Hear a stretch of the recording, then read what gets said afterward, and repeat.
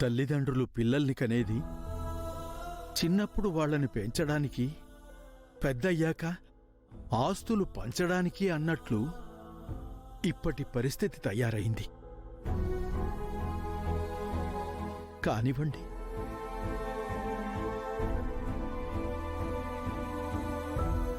ఆ ముసలోడిది ఆస్తి పంచుతుంటే ఈ ముసలోడికొచ్చిన ప్రాబ్లం ఏంటి? ఇన్నాళ్ళు ఆ పొలం చూసుకుని బాగా సంపాదించాడు కదా, ఇప్పుడు ఆ పొలం పోతుందని బాధ. ఓకే మేడం, పంపకాలు చేసే ముందు పాత వీలునామా ఒకసారి చూడాలి. అది ఇవ్వండి.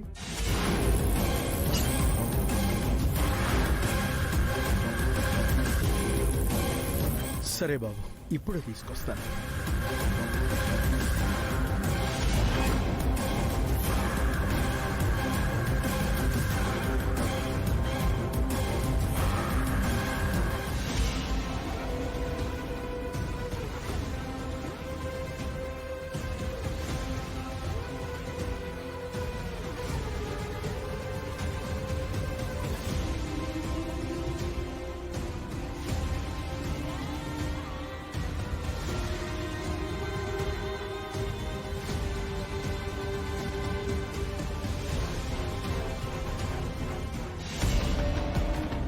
వీళ్ళని అడుగుతున్నారేంటి మనీషా?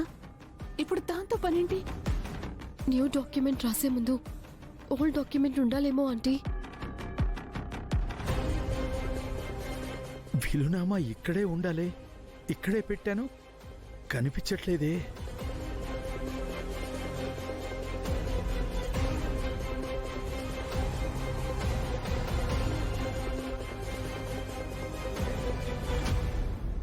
వీళ్ళమ్మా ఎక్కడ తాతయ్య గారు?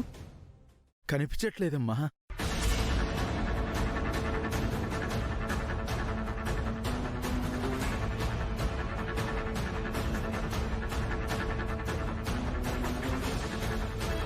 కనిపించకపోవడం ఏంటి తాతయ్య గారు? ఎక్కడ పెట్టారో గుర్తు చేసుకోండి. సరిగ్గా వెతికారా తాతయ్య గారు? బీరువా తెరిచి చూశానమ్మా, అదొక్కటి తప్ప అన్నీ ఉన్నాయి. అది ఏమైందో నాకు అర్థం కావటం లేదు. బీరువాల్లో పెట్టింది కనిపించకపోవడం ఏంటి? బీరువాకి మీరు తాళం వేస్తారు కదా తాతయ్య గారు? వేసిన తాళం వేసినట్టే ఉందమ్మా, కాని లోపల ఉన్నది మాయమైంది.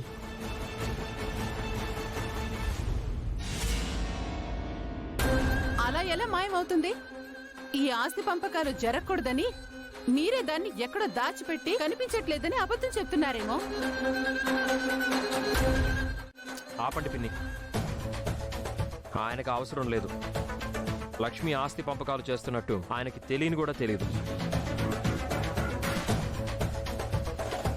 ఊళ్ళో ఉన్న డాక్యుమెంట్స్ అన్నీ మా తాతయ్య గారి దగ్గరే ఉంటాయి అత్తయ్య గారు. మా చిన్న తాతయ్య గారంటే అందరికీ అంత నమ్మకం. లాయర్ గారు, ఇప్పుడు ఆ వీలునామా లేకపోతే ఆస్తి పంపకాలు చేయలేరా? చేయకూడదు మేడం. పాత వీలునామా రద్దు చేయకుండా ఆస్తి పంపకాలు చేస్తే అది చట్టరీత్యా చెల్లదు మేడం.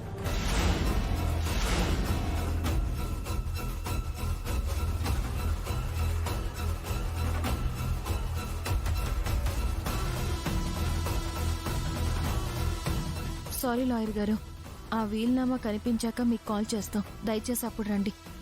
అలాగే మేడం, ఉంటాను.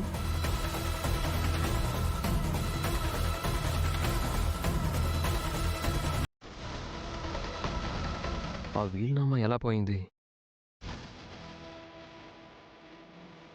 ఎలా పోయినా ఇప్పుడు ఆస్తి పంపకాలు మాత్రం ఆగిపోయాయి.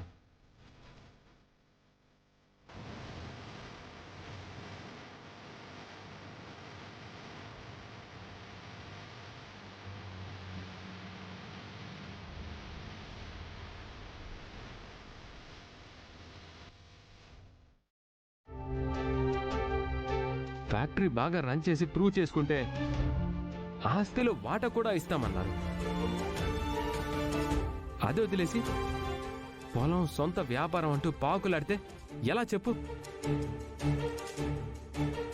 ఏంటి చాను, నువ్వేంటి సైలెంట్గా ఉన్నావు? ఇక మనకి ఆ ఫ్యాక్టరీయే గతి. మీ ఇద్దరు ఓవర్ యాక్షన్ చేసి ఉండకపోతే పొలం కూడా వచ్చుండేది. మీ వేళ్లతో మీ కళ్ళే పొడుచుకున్నారు. నేను నీ మంచి కోరే చేశాను వివేక్. మీరు బాగుపడ్డం కోసమే చేశాం. మంచెప్పుడు రహదారిలోనే వస్తుంది మనీషా, అడ్డదారిలో రాదు. కష్టపడి సంపాదించుకునేదే విలువైనది. ఈజీగా వచ్చేది ఇలానే పోతుంది. చాలు, మీ అక్క మంచితనం చూశాక కూడా నువ్వు వీళ్ళ మాటే వింటానంటే తర్వాత నీ ఇష్టం. కానీ ఒక్కటి గుర్తుపెట్టుకో, ఎప్పటికైనా నీకు మంచి చేసేది మీ అక్కే.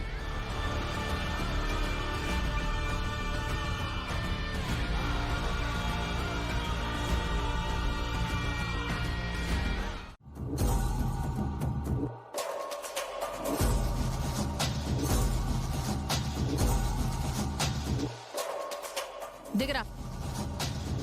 దిగమంటుంటే నీకే చెప్పేది.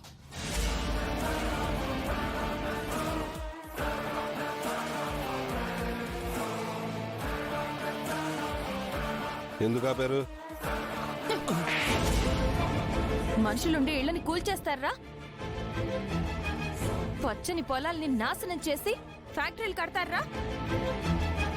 వెళ్ళి మిస్ సార్తో చెప్పు, ఆ ఊళ్ళో గాని ఆ పొలాల్లో గాని అడుగు పెడితే కాళ్ళు చేతులు విరిచేస్తానని చెప్పు.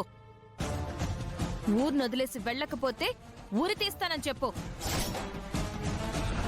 భాగ్యలక్ష్మి వార్నింగ్ ఇచ్చిందని చెప్పు. లక్ష్మీ మిత్రానందన్ హెచ్చరించిందని చెప్పు. వెళ్ళు.